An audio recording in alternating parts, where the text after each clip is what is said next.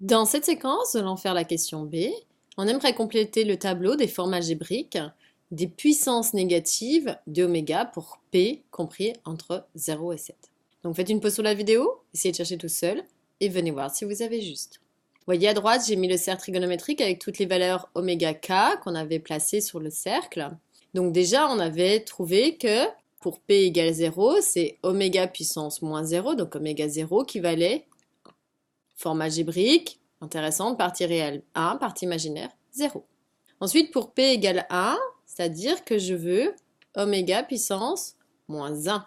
Et dans la séquence précédente, on avait vu que c'était exponentielle de moins i pi sur 4. Donc, c'est-à-dire, c'est la racine qui est ici. Donc, si je veux avoir sa forme algébrique, je sais, petit rappel, que exponentielle de i θ, c'est pareil que cosinus θ plus i sinus θ. Donc ici, pour le premier, oméga puissance moins 1, le cos, projection sur l'axe horizontal, je suis à racine de 2 sur 2.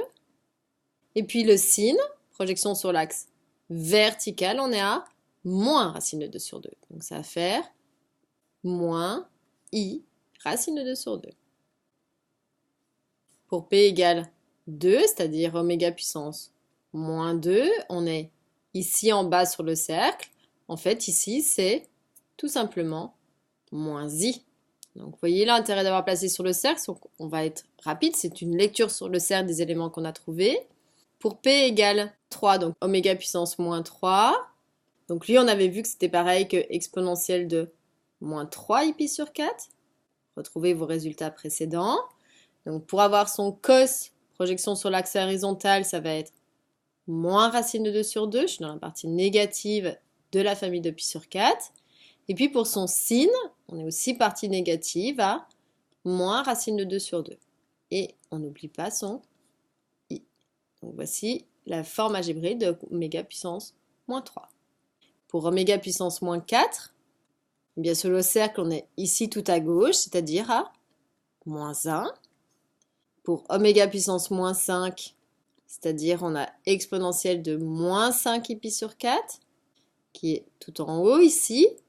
Ce qui veut dire que son cos dans la famille des pi sur 4, projection sur l'axe des abscisses, je suis dans la partie négative à moins racine de 2 sur 2. Et ensuite son sin, il est dans la partie positive à racine de 2 sur 2. Et on n'oublie pas encore notre i. Pour oméga puissance 6, en fait c'est celui qui est tout en haut ici, c'est-à-dire celui qui a plus i.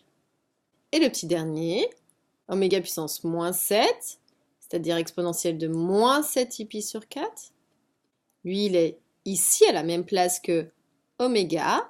Donc pour avoir son cos, projection sur l'axe des abscisses dans la famille de pi sur 4, on est à racine de 2 sur 2.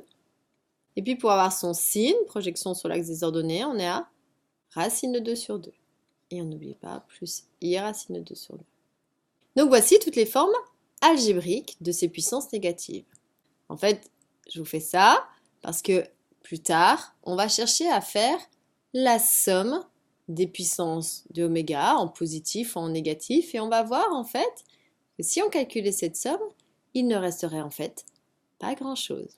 Vous pouvez vous amuser à faire que vaudrait la somme des oméga puissance moins p pour p compris entre 0 et 7. Que resterait-il ?